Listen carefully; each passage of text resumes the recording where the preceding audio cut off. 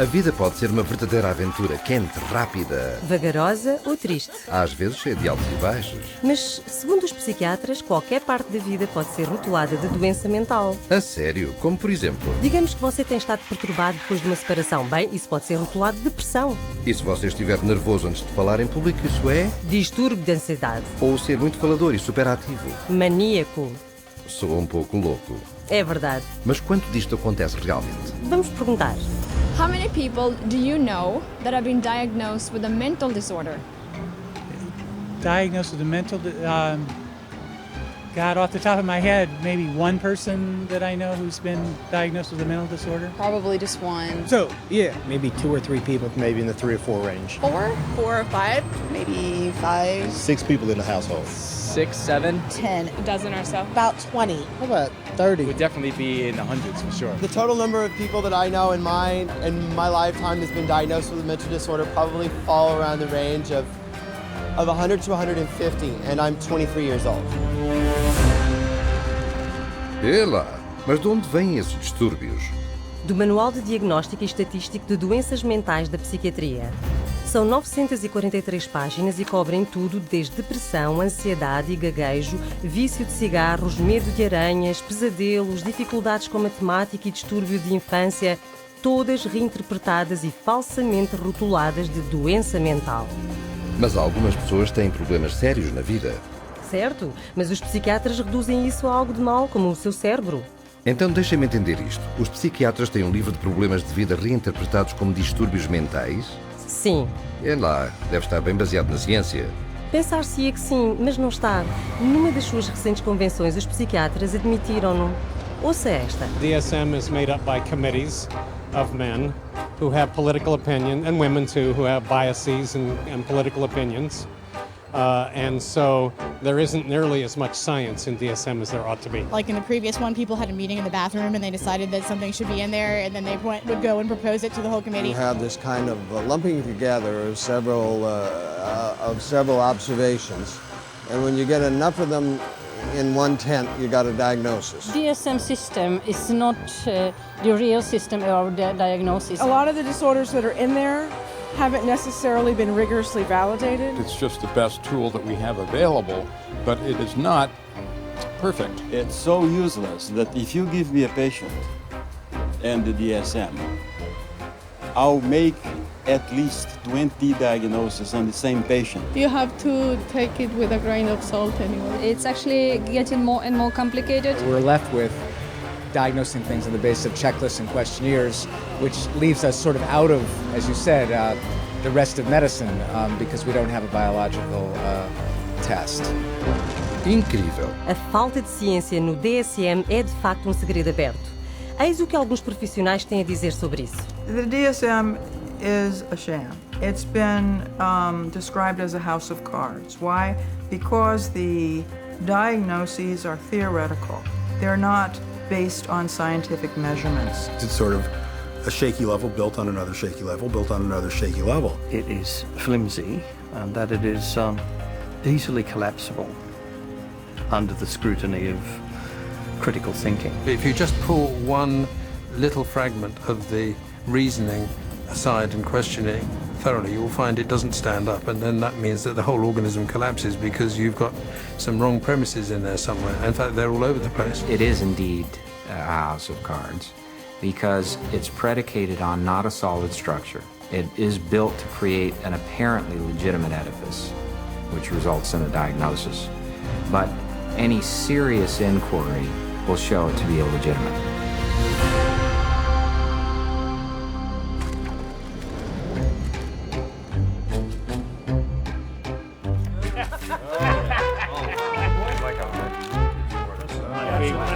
Here, I tell you. With schizophrenia, no. Mas se o DSM não é baseado em ciência, em que é baseado? Começa com um simples desejo da psiquiatria e psicologia serem aceitos pela medicina. We psychologists have always desperately wanted to be accepted as a real science, as a true science. Now, what the early psychologists did was they looked around and they saw what other scientists were doing and they decided to emulate them. Modern approaches to classifying psychiatric disorders dates from the 19th century. Nearly all the clinical concepts we have today originate from that time. Probably the most important of all was a chap called Emil Kraepelin, who worked first of all in Heidelberg and then in Munich. Nunca ouvi falar dele. Emil Kraepelin é bem conhecido como o pai da classificação psiquiátrica. Ele foi a primeira pessoa a classificar o que pensou ser doenças biológicas no cérebro. Havia demência precoce, que é agora chamada esquizofrenia, doença maníaco-depressiva e psicose paranoide. Ainda existem no DSM hoje. É tudo? 3 distúrbios? Sim, só 3. Mas o sistema de Kraepelin em breve tornou-se muito popular. Ouça isto. Kraepelin's system caught on very quickly, not only in the German-speaking world, but also in the English-speaking world, in the United States and Britain. It caught on because up to that point, nobody had an agreed way of talking about patients. So in the early 1950s, there was compiled Diagnostic and Statistical Manual of Mental Disorders. Now, there are very few statistics in the book. Disorder is used essentially as a euphemism for illness. This is a book which catalogues mental illnesses for which no medical sign has ever been discovered. Este panfleto primitivo tinha 130 páginas e listava 112 distúrbios mentais. Pequeno comparado com o atual DSM, mas muito maior do que qualquer coisa que Kraepelin visionou. Por que tantos? Porque ao definir mais e mais coisas como anormal, os psiquiatras podiam pôr as suas mãos numa grande soma de dinheiro do governo. Definir a vida, o que queres dizer? Bem, coisas como prender a respiração, morder as unhas, chupar no dedo, sonambulismo, pobre eficiência, até homossexualismo. Isso é ridículo. Incluíram tudo isso só para ter pessoas para tratar? E mais! Então, a segunda versão do DSM-2 apareceu em 1968 e expandiu-se para 178 distúrbios, de novo para agarrar mais dinheiro do seguro do governo. Para fazer isso internacionalmente, o DSM-2 foi especificamente escrito para alinhar com a Classificação Internacional de Doença, o ICD, um livro extensamente usado na Europa e em todo o mundo, que, além de diagnósticos psiquiátricos, lista doenças médicas reais. Então, isso é como os distúrbios foram aceitos pela medicina principal. Foi o começo, mas o DSM-2 ainda não era científico, já que foi pesadamente influenciado não por testes clínicos atuais, mas pelas teorias do psicólogo austríaco Sigmund Freud. Deve ter existido uma grande quantidade de neuroses nesse livro, certo? Sim, mas não havia absolutamente nenhum conhecimento do que os causava. Eles nem procuravam por uma causa. Inclusion of a disorder in the classification does not require that there be knowledge about its etiology. So in other words, to make a diagnosis, you really don't need to bother with cause and effect. You don't need to know what causes the condition. Espera lá, se o DSM não diz o que causa os distúrbios mentais, como é que os psiquiatras descobrem-nos? A resposta poderá surpreendê-lo.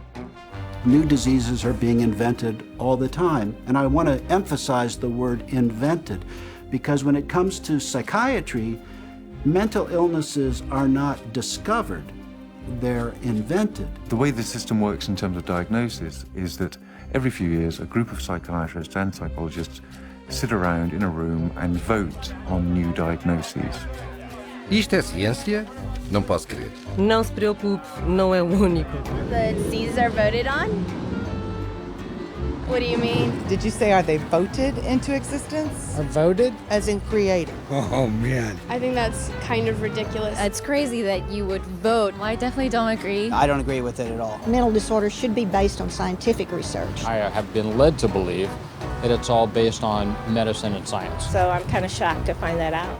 Eu também. Há mais. Não só os distúrbios mentais são votados para inclusão no DSM, como também são votados para exclusão. Por exemplo, homossexualismo. Listado no DSM 1 e 2 como doença mental. Eis como o editor-chefe do DSM-3, Robert Spitzer, explicou. I came up with a definition in 1973 that made it possible to argue that homosexuality was not a mental disorder. On a vote, essentially, at a conference of the American Psychiatric Association, it was removed. Now, did they discover that homosexuality was not a disease through scientific processes? No. It was included for political reasons, and it was removed for political reasons. And the end result is a vote. It's a supposed democracy. So to call it science is is a complete fabrication. Então o DSM é de facto político, não científico. Exato.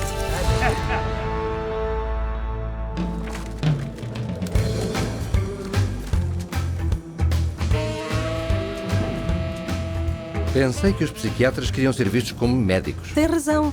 É por isso que fizeram o seu manual parecer muito mais científico. O que não era. Então o que fizeram? Eles decidiram que a próxima edição do DSM ia ser completamente diferente. Foi uma decisão que mudou a psiquiatria para sempre. If you roll the clock forward to the 1970s in the United States, basically at that time psychiatry was in very poor shape for a number of reasons. First of all, it was held in very low regard by other members of the medical profession. So psychiatry was the sort of thing you did if you couldn't succeed in any other area of medicine. And people such as Robert Spitzer in America made it very clear that the time had come essentially for psychiatrists, being doctors of medicine, to practice medicine. So if a psychiatrist was spending a lot of time dealing with people who were anxious, depressed, these dilemmas, these problems in living, now essentially had to be redefined. And they were redefined as medical conditions.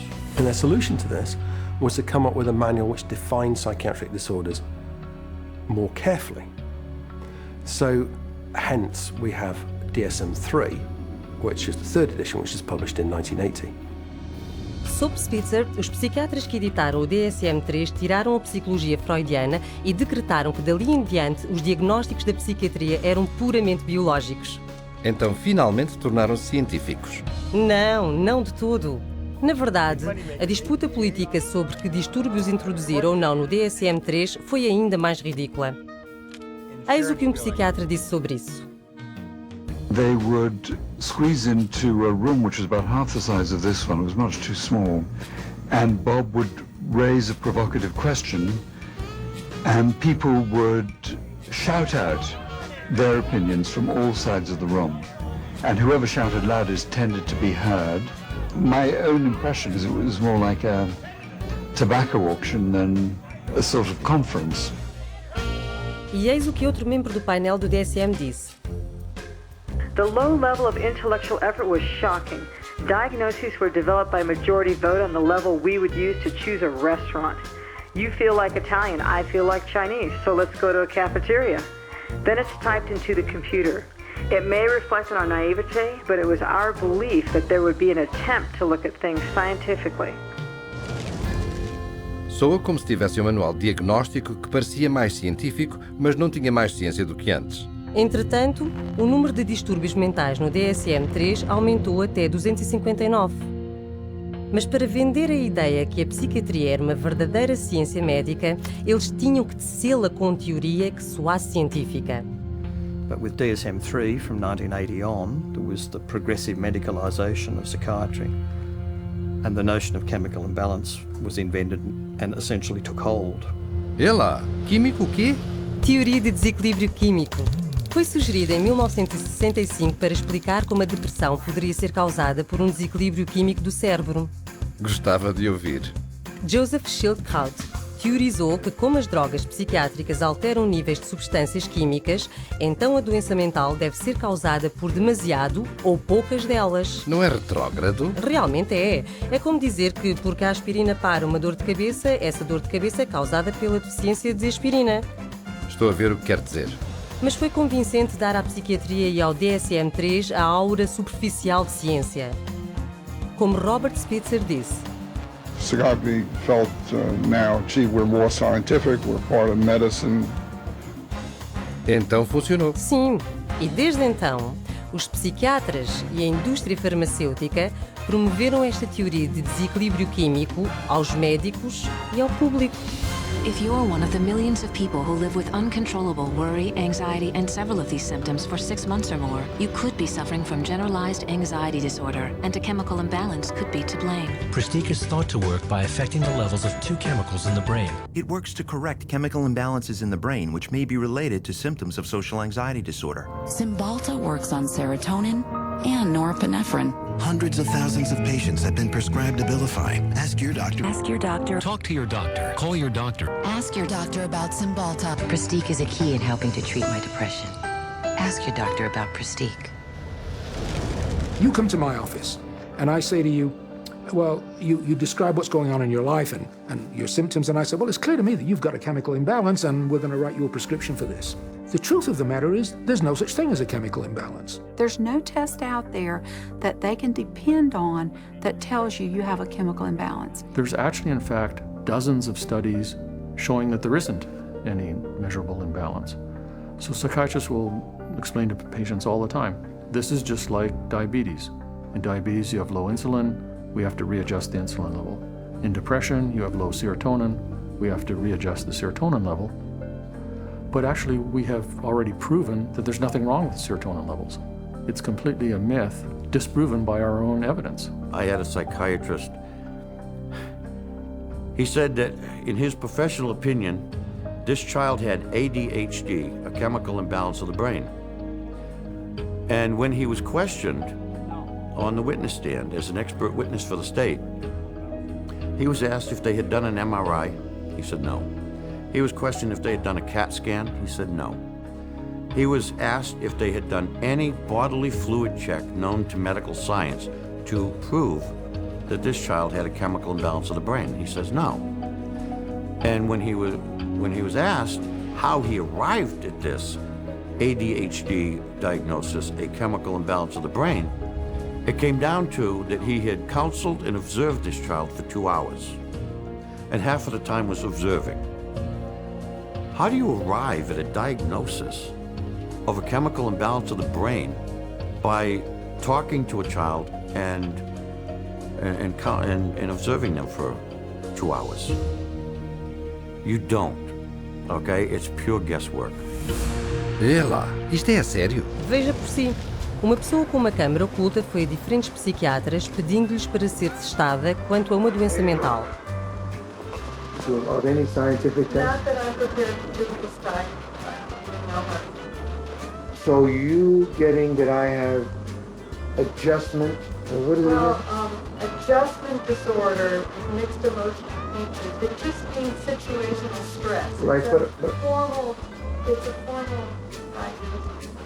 But I'm saying, just where do you get that from? I take you at face value. In terms of diagnosis, there's no way that I can x-ray or project or so it's very hard to have anything to measure, because whatever's going wrong is happening in there, and we just can't go in and open up, somebody's skull and scoop something out to measure. Right now, we don't have an X-ray or a blood test. That doesn't mean that the diagnosis is not good.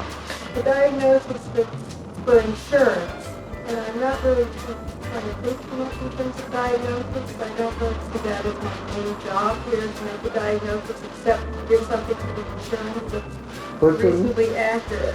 But we don't even really know what's going wrong in the brain. So all the things that we found were found by accident.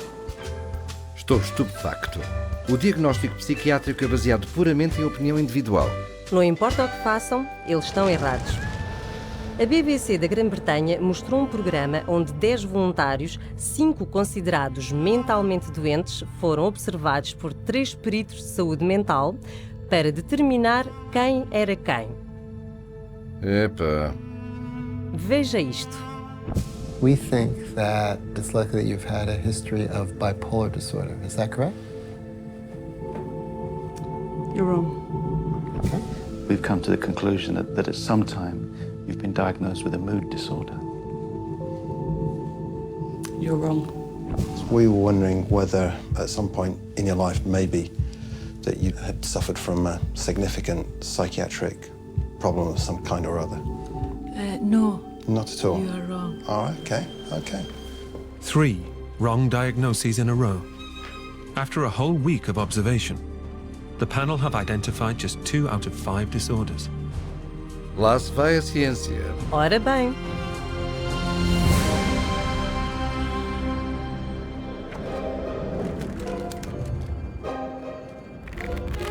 Okay, time in.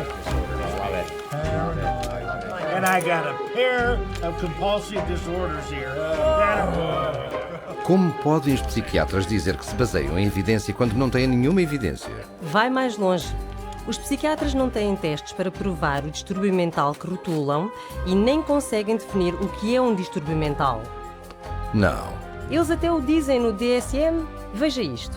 Although this manual provides a classification of mental disorders, it must be admitted that no definition adequately specifies precise boundaries for the concept of mental disorder. There you go. Incrível. Mas os psiquiatras não acabam aí. 14 anos depois do DSM-3, eles publicaram o DSM-4 e o seu editor-chefe foi mais rude sobre o termo distúrbio mental. There is no definition of a mental disorder. It's bullshit. I mean, you just can't define it. Então, mesmo admitindo que não podiam definir distúrbio mental, um termo que usaram no título do seu próprio manual, eles adicionaram mais distúrbios. Muitos mais. 115 para ser exato, para um total de 374. Isso é mais de 3 vezes o número de distúrbios listados no DSM-1. E em apenas 40 anos. E este livro pesa quase 2 quilos. É maior do que as páginas amarelas. É um catálogo de doenças mentais. Com ele, 120 milhões de pessoas em todo o mundo foram diagnosticadas com uma doença mental. É lá. Mas e as doenças de classificação internacional? Houve um aumento em distúrbios mentais aí também? Sem dúvida. A secção de distúrbios mentais e comportamentais do ICD é quase equivalente ao DSM. O que acontece no DSM é espelhado ali. Está bem. Até agora descobrimos que não há um teste para identificar ou confirmar um diagnóstico de distúrbio mental, não há uma prova para a teoria do desequilíbrio químico e eles nem sabem o que é um distúrbio mental. E eles admitem-no, pelo menos uns aos outros. Aqui está um psiquiatra proeminente a falar numa recente convenção da APA. You're sitting in your office, you see a depressed patient, you have no idea what's the matter with them.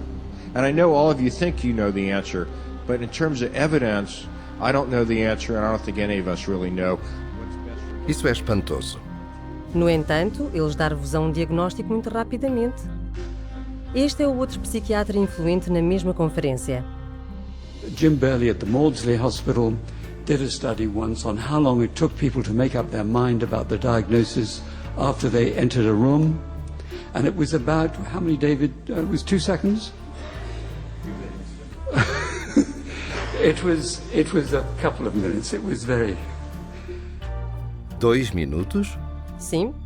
É claro, até o presidente eleito da Associação Psiquiátrica Americana disse que o DSM é uma piada.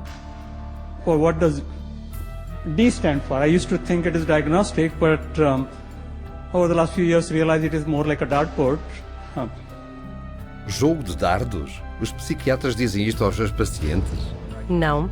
Os psiquiatras agem como se soubessem do que falam, enquanto mantêm o público no escuro. I was sent to a psychiatrist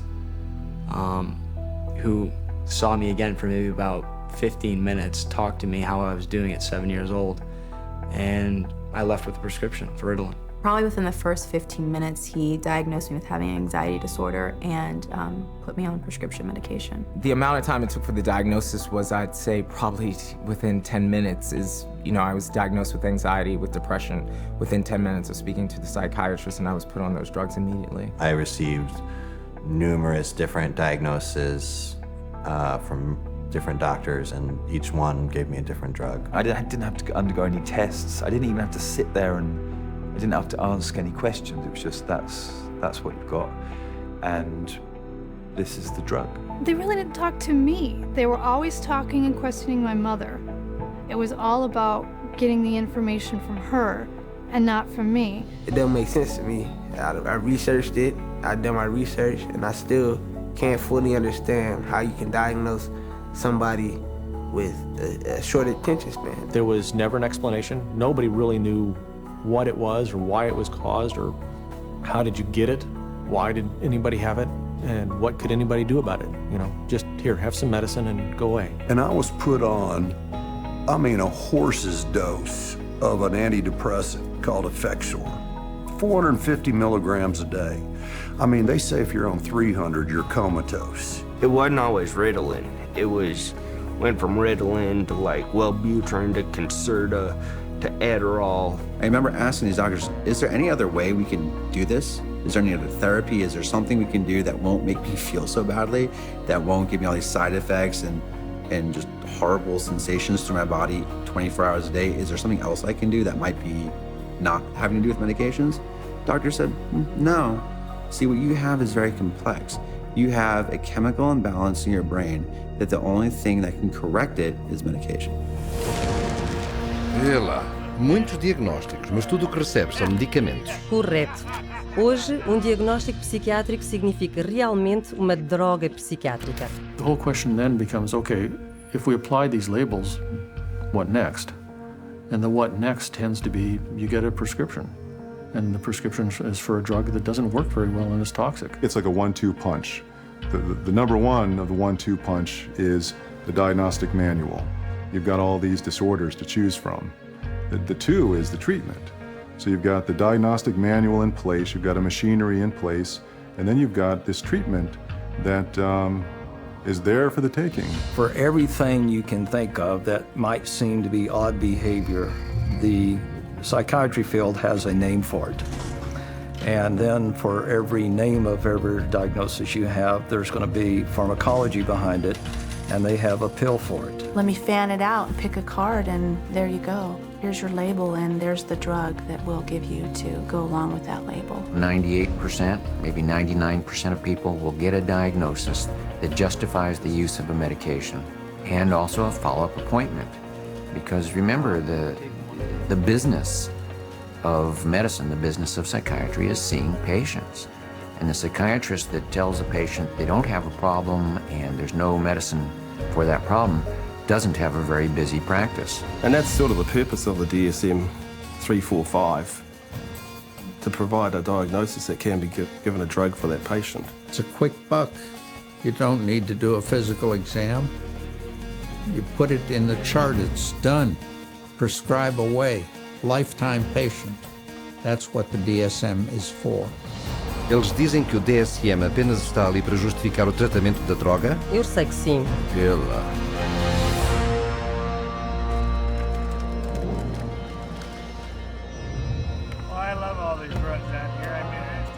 Então, se o tratamento primário da psiquiatria é drogar, haverá muitas drogas para receitar ali. Sem dúvida. Sabia que mais de 600 milhões de receitas são escritas para medicamentação psiquiátrica todos os anos? Epá! Mas e os pacientes que não querem drogas? De facto, o DSM tem uma categoria para elas também. Says V15.81, non-compliance with treatment. Now this category can be used when the focus of clinical attention is non-compliance with an important aspect of treatment for a mental disorder or a general medical condition. If you refuse treatment, then you probably are mentally ill, ipso facto, by that fact alone. Então, se não fizer o que o psiquiatra diz, é um distúrbio mental? É isso. Isto é mesmo assustador. Então, por que eles não seguem o tratamento? Porque as drogas que os psiquiatras receitam podem causar algumas reações físicas severas. Quer dizer, efeitos secundários? Bem, não exatamente. Drugs really don't have side effects. Drugs only have effects, and we arbitrarily differentiate those effects of the drug that we like, and we say these are the effects of the drug. And those that we don't like, those are the side effects. It's akin to saying that a bomb that comes down on a building kills people and destroys the building, and the military general says, no, killing of the people is really a side effect. No, you cannot separate out the destroying of the building and the killing of the people. And so these are not side effects, these are direct effects of the drug creating disaster. People think antidepressants are going to make them happy, but it's not what they do. They numb them down, and then in themselves there's a withdrawal state from the antidepressants. They just become like robots, some of them. They're not actually able to experience the whole variety and range of human feelings and emotions and work with them and express with them and share them with others. Because once you sort of put somebody on a heavy dose psychotic drug, I mean, you're just dehumanizing them. These are very potent, very toxic medicines, cause on themselves diabetes, high cholesterol, cause what's called a metabolic syndrome, truncal obesity, premature hardening of the arteries. They affect the heart and the lungs and the kidneys, and you never know exactly what to expect. Most psychotropic drugs lead to massive weight gain. Some of them, like olanzapine, for example, can lead to weight gains of 25, 30, even 40 kilos in a year or two, and that is serious. One of the side effects is it affects your sexual performance abilities. In people who are on a lot of medication, they're just totally unable to detoxify through their liver, and then other functions of the body shut down one by one. These drugs have on their labels may increase the risk of suicide and homicide in people who take them, just like a carton of cigarettes has to say may be hazardous to your health. And there's cases where many people who commit suicide or commit acts of violence are on these medications, which definitely has this type of side effect. You look at the side effect profile is identical to what they're trying to treat, and in some cases worse, and especially in the instance of suicide, then you could see that it's an extremely treacherous area with very, very little actual science behind it. Está a brincar? Estas são drogas perigosas. Sim, e tem havido milhares, talvez mesmo milhões de vítimas que vieram à psiquiatria para receber ajuda, mas receberam drogas que as destruíram. Pessoas como Candace a tomar Zoloft por sentir-se nervosa antes dos testes. Steven cometeu suicídio 19 dias a tomar Prozac. Julie, a planear entrar na universidade, enforcou-se depois de 7 dias a tomar Zoloft. Matthew tinha 13 anos quando se enforcou. Matt, 21 anos, numa combinação de drogas psiquiátricas. Caitlin, em Zoloft e Trazodone. Beth, em Paxil devido a problemas de sono. Matt, depois de começar a tomar Lexapro. Charles, a tomar Clozaril. Caitlin, de 12 anos. Megan, Aaron... Espera, isto é insano. Está a dizer-me que todas estas pessoas que se mataram têm estado a tomar drogas psiquiátricas? Sim, cerca de 42 mil mortes num ano estiveram ligadas a drogas psiquiátricas, quer seja por homicídio ou suicídio. São mais de 3 mil pessoas por mês. Eles devem tirar estas drogas do mercado. Sem dúvida que sim, mas porque estas drogas são de longe o principal tratamento que os psiquiatras oferecem aos seus pacientes, eles menosprezam os riscos. E os seus pacientes pagam o preço. When you get on the psychiatric drugs, you feel just like you don't really want to live anymore. Like just depressed all the time, and you feel sad. You don't feel like you're in your own skin. It almost feels like you just want to come out of your skin all the time. Get really bad headaches, I'd start shaking, I wouldn't sleep very well, I'd have nightmares. I had started shaking really bad and it was like uncontrollable, you know, and it's like, I don't understand why I shake so much. It brought on the symptoms that I was trying to escape from, very severe. I'd go through spells where I'd just be completely just dead. There would not be me there. I'd just be standing there and there would be nothing. I think we all have emotions, happy, sad, you know, situational emotions in life, and it didn't allow me to experience them. You don't experience tears, you don't experience a lot of laughter. It just makes life real flatline. I described to a friend of mine as like waking up in a manila folder and it's a cloudy day. Everything is boring, unmemorable, unspecial. It changed me. It changed who I was. It changed the essence of my personality. You know, it just started making me worse. And I got in such bad fights with my brother. I scratched his face up and, you know, stuff like that. I started to experience suicidal ideations almost immediately.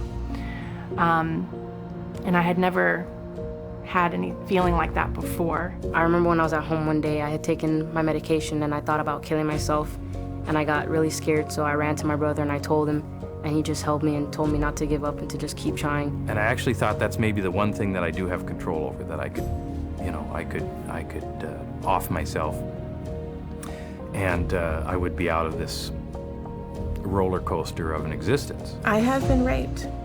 I have been coerced into doing things that I do not care to speak of. But just to put it in perspective, even having experienced that, the experiences in thoughts and loss of self that I had, being put on Prozac was the worst violation I have ever experienced. Não tenho palavras. As pessoas nem sabem o que estas drogas fazem porque confiam no seu psiquiatra. Não só isso. Estudos recentes mostraram que as drogas como antidepressivos não curam distúrbios melhor do que um placebo. Então, para recapitular, não só o DSM oferece um rótulo para os psiquiatras, mas justificam as suas drogas poderosas que têm imensos efeitos secundários e nem sequer funcionam. Isto é mesmo baralhado. Sem dúvida. E, no entanto, ainda se agarram à ideia que podem corrigir comportamento indesejado com substâncias químicas.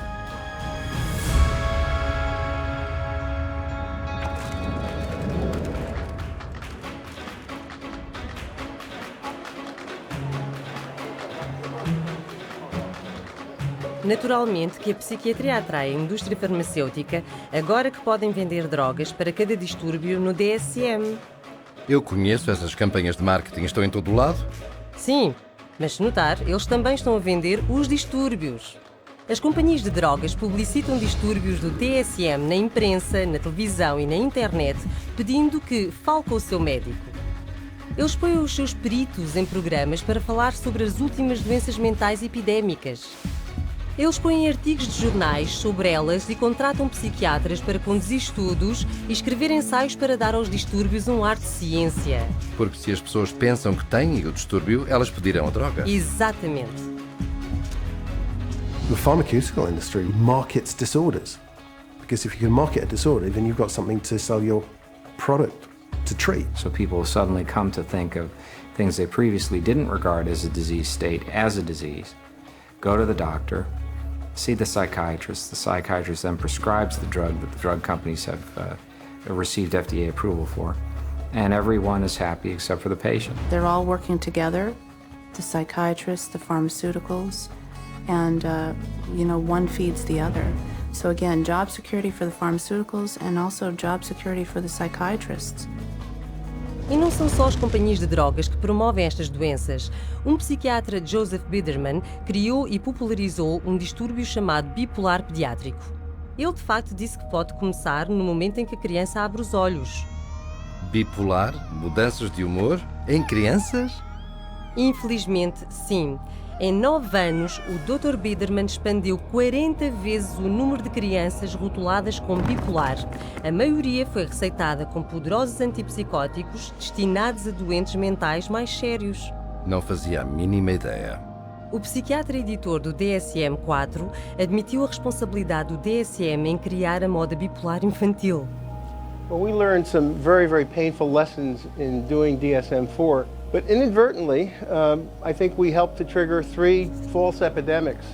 One for the childhood diagnosis of bipolar disorder. Demasiado tarde, não é? Para muitas crianças, sim. E como os psiquiatras dizem que os distúrbios mentais como bipolar não podem ser curados, os psiquiatras e as companhias de drogas fazem clientes para toda a vida. Assim, é uma parceria natural. Sem dúvida. As companhias de drogas oferecem imenso dinheiro para pesquisa aos psiquiatras, que depois criam mais diagnósticos para tratar com drogas psiquiátricas. Drug companies have become increasingly dependent on mental illness diagnoses in order to maintain their profit margins. And psychiatrists and increasingly clinical psychologists are more than happy to manufacture mental illness in order to make that happen. Hence, the increase in size of the Diagnostic and Statistical Manual of Mental Disorders. The strategy is how many people we can diagnose with a particular label that would be broad enough to include a ton of people in it. And the mentality behind that is the sale of the pharmaceutical drug, which eventually becomes the treatment. These drug companies are making a lot of money, and they're spilling that money and sending that money to people that will help support their cause. So it's not a surprise at all that they have infiltrated so many of the committees within the DSM and so much of our own medical education. Espera um minuto. As companhias de drogas infiltraram-se nos comitês de psiquiatras decidindo sobre que distúrbios incluir no próximo DSM? No DSM-4, 56% dos membros do comitê tinham laços financeiros pessoais com as companhias farmacêuticas, a própria indústria que lucraria com as 115 doenças mentais acrescidas votadas. Então é claro que se vê mais diagnósticos que serão tratados com drogas. E muitos mais sintomas listados para cada um. The whole world is being made crazy, really. And we have these proliferation of categories which have become more and more encompassing, encroaching in ordinary everyday life. There isn't a human being on the planet who doesn't have at some point, if not several points, in a day or a week, distress. It's part of being human. But to say that because you have this distress, that you now are diseased. If you take a god man in India who wanders around with a shawl and meditates for 17 hours a day, drinks rainwater and engages in some kind of spiritual or religious discipline or practice where he might roll on the ground for 100 miles to a holy place, people there don't persecute those individuals. They accept them as people engaged in religious practices. But here, if you took those same individuals in India and you had them walk across a campus in America, they would immediately be arrested and put into a psychiatric facility because they're manifesting psychosis. This varies by culture. What do we want to straitjacket everybody? Is everyone going to be the same? What about people that do have a little bit odd behavior? Is a little odd behavior bad or dangerous? It's just different. You want this thing to cover, all manner of aberrant human behavior. So if you can cover every bit of it, then you're going to have the best chance possible to a billable unit of service. E caso alguém não se encaixe nas suas categorias, há mais uma em que se pode encaixar. Naturalmente. This is number 301.9. 312.9. 292.9. Bipolar disorder, not otherwise specified. Gender identity disorder, not otherwise specified. Disorder of infancy, childhood, or adolescence, not otherwise specified. Not otherwise specified. What the hell does that say? They don't know. It's kind of like a catch-all. It's the garbage can for the leftovers. There's even a box for people that don't fit in the other boxes. To me, it's insane. This is like rubbish to me. This is scary to me. This is hackery, quackery, dockery. Isso é má ciência, se as suas categorias são tão fracas que precisam de uma categoria para apanhar todas as peças perdidas. Sim, como o ADHD não especificado, distúrbio alimentar não especificado, distúrbio do humor não especificado. You can always use the NOS, the not otherwise specified diagnosis, and that's a billable service. Not otherwise specified means that you're sort of at sea to some extent on the exact diagnosis, meaning it doesn't fit into any of the categories you've established. Unspecified mental disorder. You see, that's considered a disorder. Having nothing wrong with you is now a disorder. That's what this says. Can you believe it?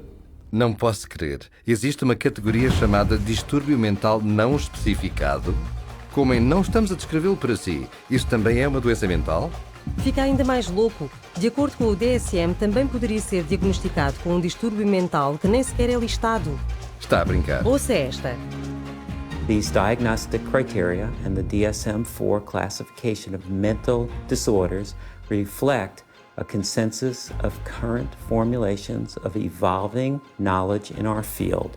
They do not encompass, however, all the conditions for which people may be treated or that may be appropriate topics for research efforts. It's even in the language of the introduction, it's basically saying we're trying to have a diagnosis to cover all the bases of anything that somebody could come in complaining about, which is, again, entirely backwards from how medical diagnoses are come to. Este DSM não é minimamente medicinal. Não, é puro marketing.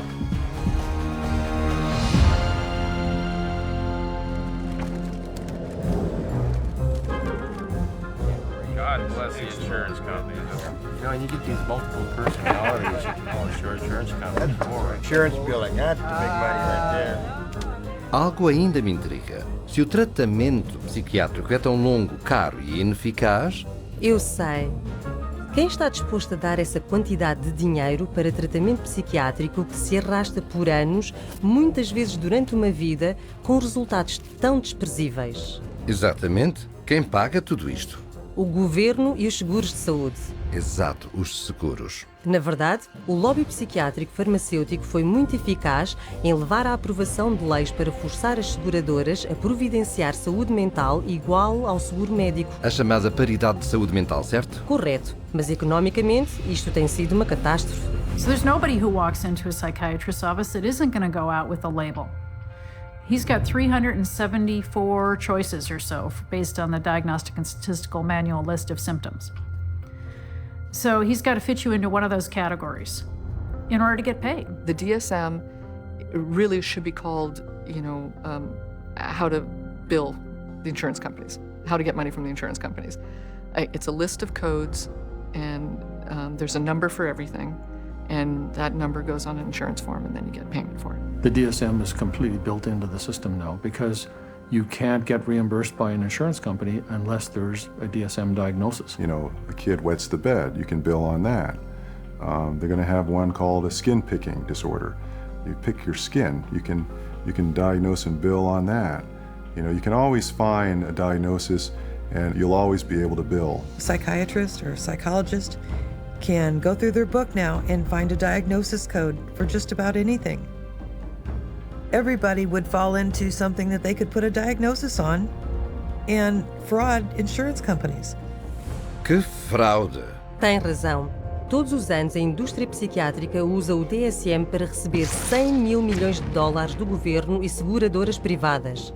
E isso é só um país. Agora estou a ver o quanto o DSM aumentou os custos do tratamento médico. Eu sei. A média da conta de seguros dos psiquiatras é o dobro do tratamento médico geral. E isso sobe o que se tem de pagar às seguradoras. Certo. E desperdiça impostos também. O programa de seguros de saúde mental do Texas foi quase à falência por uma classe de drogas psiquiátricas muito caras, normalmente receitadas por distúrbio bipolar. É lá, isso são muitas drogas. Claro que são. E ainda por cima, dado que os diagnósticos do DSM são tão arbitrários, outro enorme e custoso problema é a fraude de seguros. Hospitais psiquiátricos privados foram apanhados a passarem-se por clínicas de emagrecimento para atrair pessoas. Come with me. Pagando a recrutadores $3.000 por cabeça para trazer pacientes segurados pelo governo. How many more you got coming? A bunch. E a manter os pacientes internados até a cobertura de seguros esgotar. E tudo isso é por causa do dinheiro do seguro? Sim. E assim que os pacientes estejam admitidos, pode-se buscar qualquer diagnóstico do DSM para justificar o tratamento. Veja esta filmagem oculta de alguém fazendo-se passar por funcionário de um manicômio. I'll say patient display. That's how my opening is always a classic. Patient display. He's sort of, what do you think? You think he's, I thought, I've interacted with him a lot, and I thought he's always appropriate.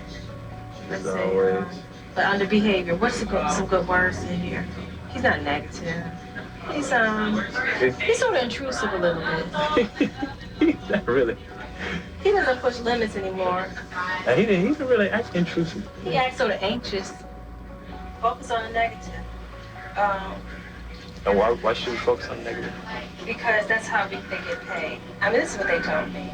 I mean, you write what you want to write. I know I got to write for you. So I know what I have to write. You know what I mean? So that's why Why do you have to write it? so this place can get paid. It's a business thing.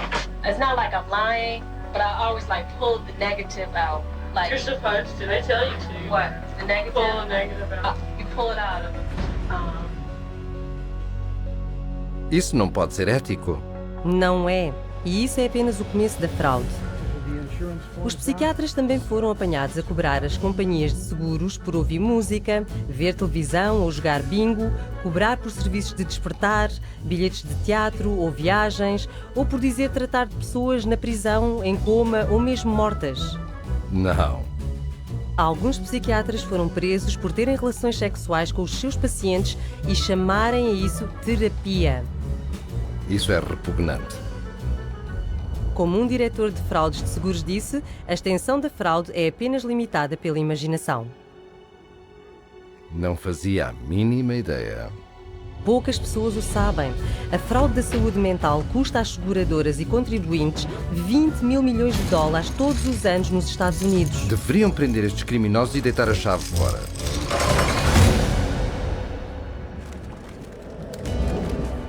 It's the Diagnostic and Statistical Manual of Mental Disorders, the third edition. Será que mencionei que a psiquiatria também tem sido muito bem sucedida em usar o DSM para infiltrar o nosso sistema de tribunais? Os tribunais também? Sim. The clinical diagnosis of a DSM-4 mental disorder is not sufficient to establish the existence for legal purposes of a mental disorder. That's a very interesting point. Basically, what the authors are saying here is that the material in the DSM has no utility in the courtroom in deciding guilt or innocence. It should not be used in courtrooms as part of the legal process. Espere lá. Mas o DSM não declara que não pode ser usado para estabelecer distúrbio mental num tribunal de lei? Precisamente. E, no entanto, é usada toda a hora. Sim, como a defesa por insanidade. E por disputas de custódia, compromissos civis, regulação de testamentos. Eu li sobre psiquiatras a aparecer em tribunal em laudos opostos do mesmo caso, ambos usando o DSM e aceitos pelo tribunal como testemunhas peritas. As far as I could see, for psychosis or delusions. Because he's suffering from narcissistic personality disorder and a delusional disorder grandiose. Uma contradição total. Nem sempre foi assim. In the beginning of the 20th century, a psychiatrist in a courtroom would be laughed out of the courtroom by and large. Today, it's commonly accepted testimony as long as it's in accord with the DSM. The danger in using the DSM in a court setting is that you're using a vocabulary that the judge or the jury doesn't fully understand. They are, by concocting these psychobabble words, it makes it seem like there's something there that may not be there. The courts have allowed all this junk science to come into the courts, and they've made case law on it. And once the case law is made, we're stuck with it until it gets overridden. They come in with tests, they come in with their diagnostic categories from the DSM, and they say, we've done tests, we've determined that this person has this numbered malady, and therefore they do. And there's almost no way to pry a judge out of accepting that. When a psychiatrist makes a diagnosis in court, is that the person is sent to a mental institution, deprived of liberty, and we have no idea whether he's guilty or not. Alguém é involuntariamente internado numa instituição psiquiátrica a cada 40 segundos, com base nos diagnósticos do DSM. Isso está tão errado. E qualquer pessoa, em qualquer altura, pode perder tudo devido à opinião de um psiquiatra. Ouça isto. I went to a stop smoking course at Vanderbilt. And the doctor, the lady that ran the program said that she goes, we need to get you on a stop smoking medication. So she prescribed me Zyban. Well, after the fact, I find out that Zyban is nothing but this really powerful antidepressant called Wellbutrin. Yeah, I stopped smoking. But I had no idea the hell. I mean, the hell. The hell's gates were being opened when I started taking Zyban. I had been clean and sober for 18 years. Just never considered that. But something about that, I started experiencing the craving to drink again, and my life fell apart. Divorce, relapse. So then a sibling of mine got wind of my relapse, wanted to gain control of my pocketbook and my life, and found the dirtiest lawyer in town who knew, one of the dirty psychiatrists and bought and paid for an evaluation, had a hearing in a court before I was ever served notice. And the next thing I know, every right that a human being can possibly have was taken from me. And you have less rights as a conserved person than you do as a criminal. I mean, you are stripped of every right. You can't enter into a contract. You cannot marry. You cannot sue. You cannot even fight the legal system that has involuntarily put you in this. And it was all based on the psychiatrist's diagnosis, who never evaluated me. É inacreditável. Ele estava a tentar parar de fumar, mas em vez disso arranjou um diagnóstico psiquiátrico e os seus direitos foram-lhe retirados. Todo o seu dinheiro foi-se e ele foi encarcerado numa instituição mental. Mas se o que os psiquiatras fazem no sistema de tribunais é mau, espere para ver o que acontece a famílias. Children are taken away from parents every day in these juvenile courts because a person with a PhD or an MD after their name comes in and says, I've shown ink blots to a person and they may be a risk to a child. Just in my little state of Massachusetts here, there are 11,000 children in captivity taken away from families at any one moment. And almost all of those children are being drugged. And our own commissioner of children and families testified under oath that they drug 88% of the children that they take out of the families.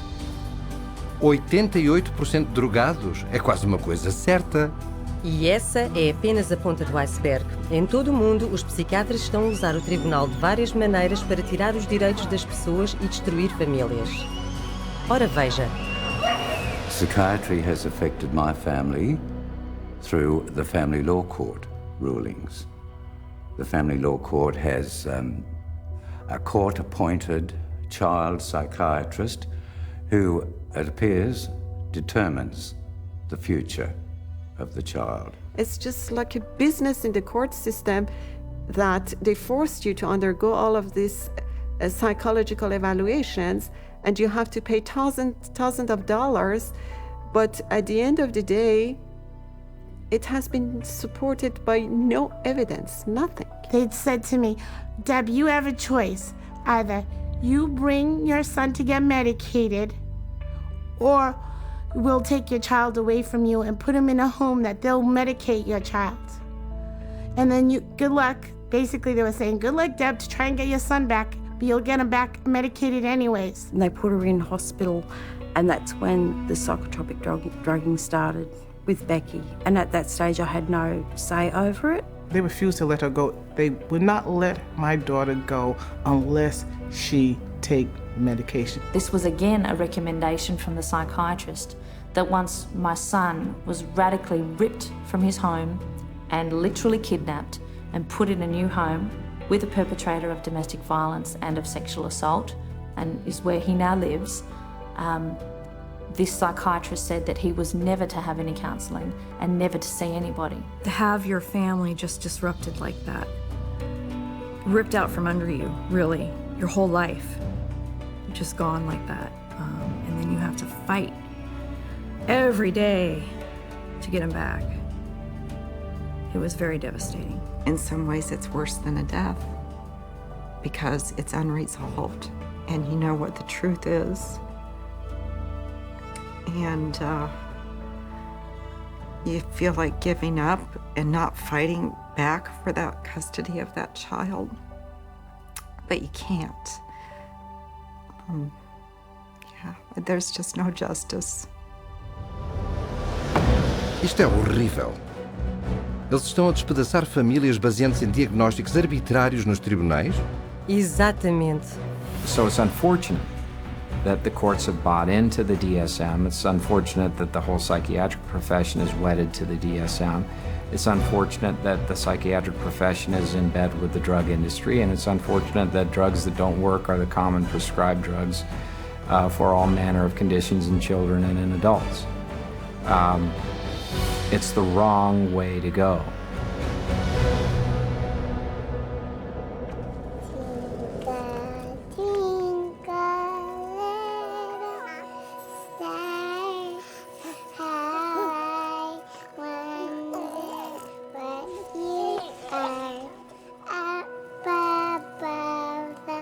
Oh, não, eles não. Infelizmente, sim. As crianças são um enorme mercado para a psiquiatria. O número de distúrbios infantis no DSM aumentou desde 3 distúrbios em 1952 para 44 hoje em dia. Isso são 15 vezes mais. E, no entanto, o DSM admite basicamente que não deveria diagnosticar crianças. In early childhood, it may be difficult to distinguish symptoms of attention deficit hyperactivity disorder from age-appropriate behaviors in active children, such as running around or being noisy. We basically don't know the diagnosis from normal childhood. That's what that's saying. Distúrbio de hiperatividade com déficit de atenção.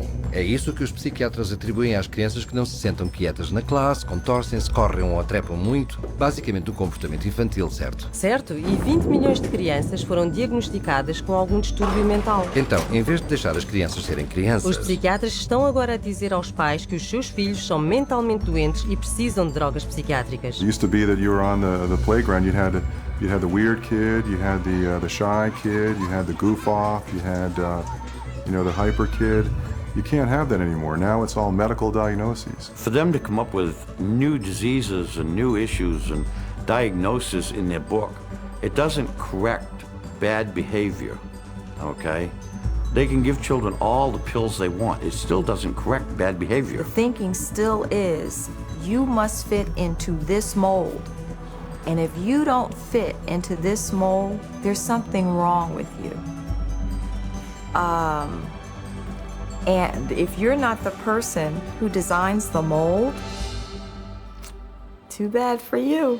A child is labeled and then they're brought to professionals who are trained a very particular way. They're all being trained that if the child fits into this category, then we should consider putting them on Ritalin because that's what they do. That is the protocol. The way the Ritalin will be marketed to the parents is that they will say, this is a drug to calm your child down.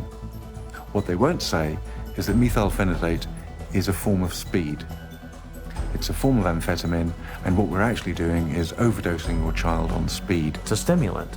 So naturally it's going to increase heart rate, increase blood pressure, and you put a kid out on a football field on a hot summer day, and his risk of having a cardiac event of some sort has just gone up.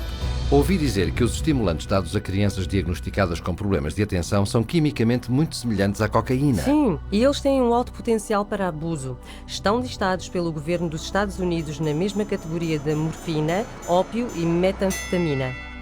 Então quem é que os psiquiatras vão drogar a seguir? Bebés? Exatamente. Eles estão a usar o que chamam de diagnóstico de classificação 0 a 3 ou DC-03. É um mini DSM para bebés e crianças de 1 a 3 anos. Ouça esta.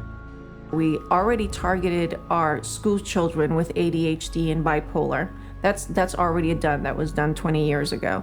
And we're moving younger with DC-03 to the 0 to 3 age group where they're trying to make popular the idea that it's okay to medicate 0 to 3-year-olds. The idea of a program to determine whether a child from birth to the age of 3 has a mental illness is so preposterous, so absolutely insane, that it's simply an additional part of the insanity that is now extant throughout this country. I cannot think of a program that is more insane than that. How are they going to diagnose a 1-year-old or an infant with a psychological disorder? How do they know? You almost have to ask ourselves, if our societies become sick, what are we doing to our fetuses, our infants, our children, that would make us need to have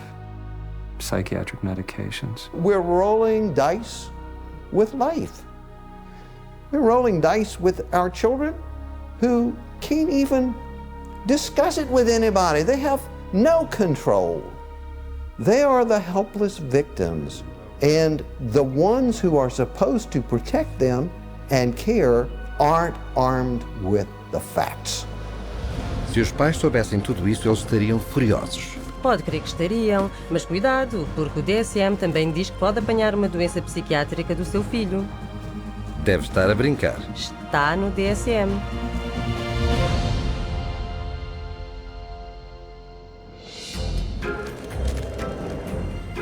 We're going to talk about some of the proposed changes that are suggested for DSM-5. Ouvi dizer que o DSM-5 é ainda mais louco do que o DSM-4. E ouviu bem.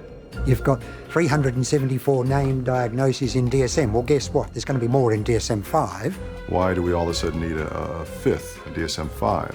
Psychiatry wanted to broaden the horizons of mental health problems, of disorders. They wanted to stretch the disorders so it would encompass more.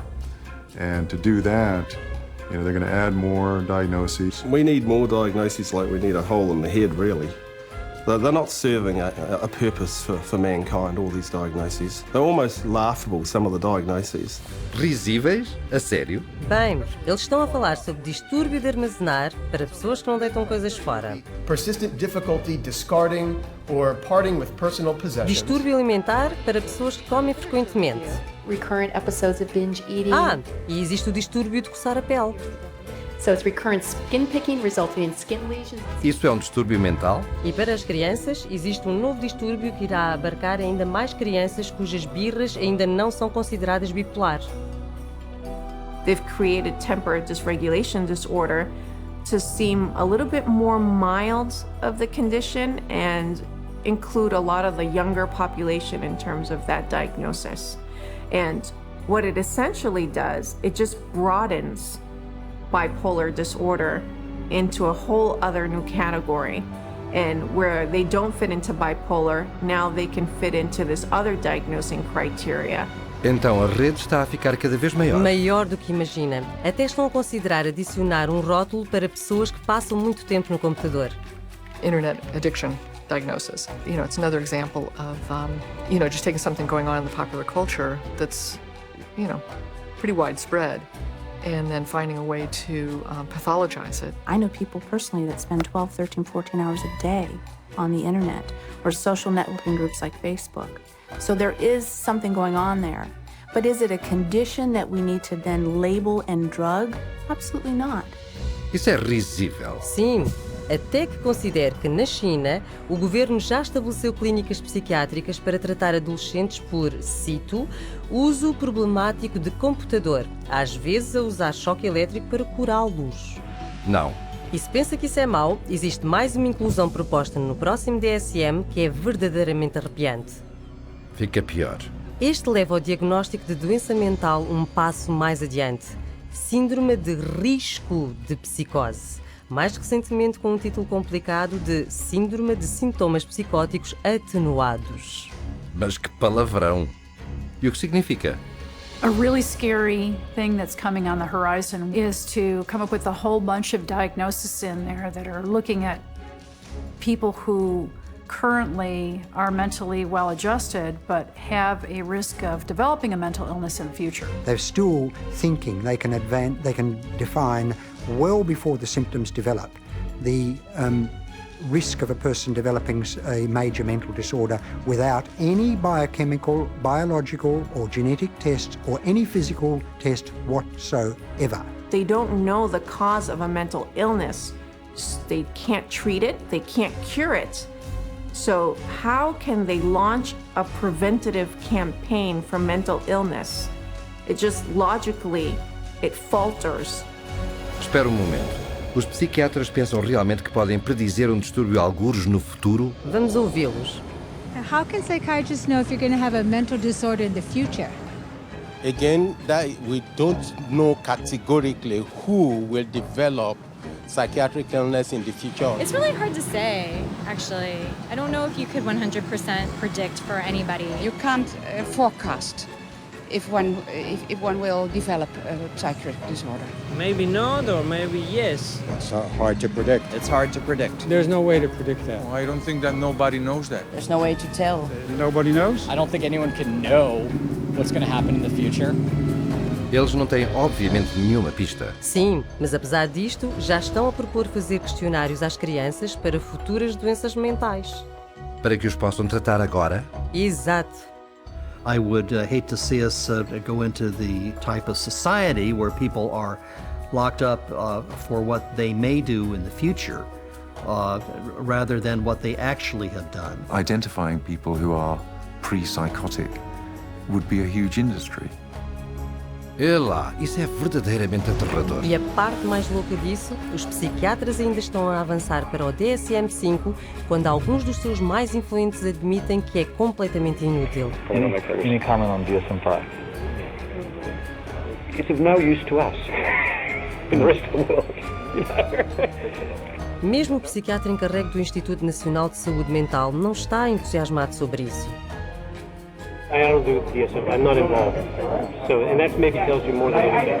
NIMH is not involved with DSM-5. Então o tipo principal na maior organização psiquiátrica do governo do mundo não quer ter nada a ver com o DSM. É assim que parece. É uma farsa total. The Diagnostic and Statistical Manual is effectively the story that is being wrapped up in statistics and numbers and categories. That when medicine tosses, doesn't fit any of our categories over to psychiatry, psychiatry says we'll find a category, and if we don't, DSM-5 or 6 or 7 will. I think in 2016 we'll be looking at DSM-6 and there will be 1,425 diagnoses and I'll have 900 of them. Isso é de loucos. Sim, mas tudo isso está concebido para encaixar mais pessoas sob o diagnóstico da psiquiatria. Para que possam cobrar até mais comportamento normal. Ora, aí tem.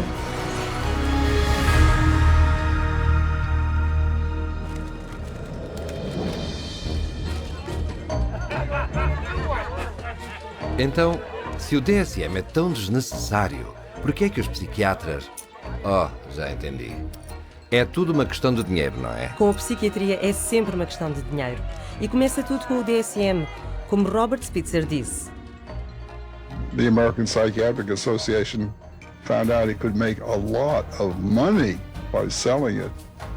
They've made a tremendous amount of money. Every time they revise the DSM system, the American Psychiatric Association makes a hell of a lot of money. Muito dinheiro? De quanto estamos a falar? De 6,5 milhões de dólares de vendas por ano. É lá.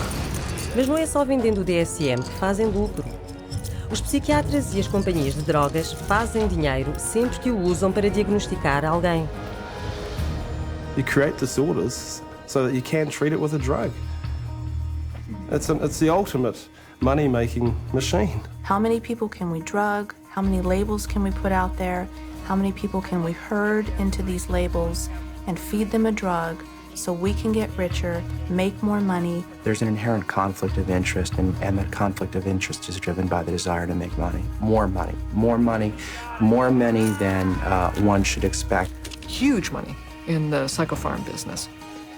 If you really did the research on these diagnoses, see that 90% of them or more don't exist. They're not valid. Then that's all of a sudden, all that reimbursement from insurance companies disappears. So we have to cut the money cord, as well as cutting the DSM cord if we're ever going to really succeed stopping this juggernaut from continuing. Once again, it's follow the money, and you'll get your answer every time. Isto tem sido um abrir de olhos. Vejamos. Não existem testes de laboratório para um distúrbio mental que os psiquiatras nem conseguem descrever no seu próprio manual. A teoria do desequilíbrio químico é totalmente fictícia e, no entanto, as drogas que dizem equilibrar o cérebro são receitadas a pessoas de todas as idades. Sim, com 84 mil milhões de dólares por ano, com um aumento de 10 mil milhões de dólares de prémios de saúde só nos Estados Unidos. E estamos a pagar por tudo isso através de impostos de governo e faturas mais altas de seguros. É verdade. Toda a indústria psiquiátrica usa o DSM para fazer 330 mil milhões de dólares por ano. É quase 1/3 de $1 bilhão. E está a crescer. Está fora de controle. Well, the whole system is now a runaway train, but the DSM is the locomotive. And if you took the locomotive off, eventually the train would stop, because there'd be nothing more pulling it. We're losing the concept of health. Everybody is sick and everybody's got a condition and everybody needs drugs. You're going to end up with a whole society that's going to basically have to be led around by the hand. But who's going to lead them around?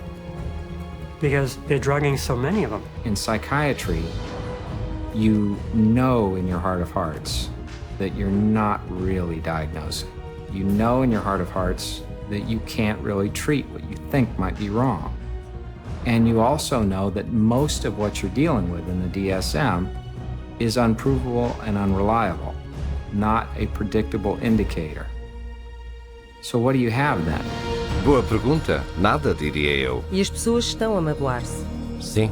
You're very lucky to go through psychiatry and survive.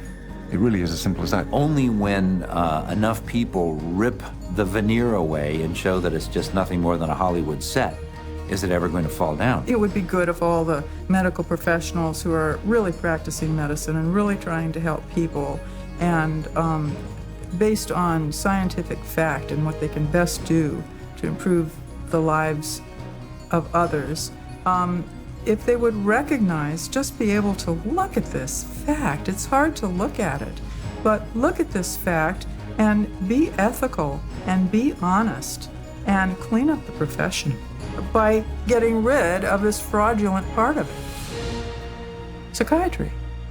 Muito bem dito. É tão óbvio. Temos de nos ver livres do DSM. É terrível para a sociedade. Eu sei. Apesar da sua fundação incrivelmente frágil, o Manual de Diagnóstico e Estatístico teve um grande impacto no nosso mundo.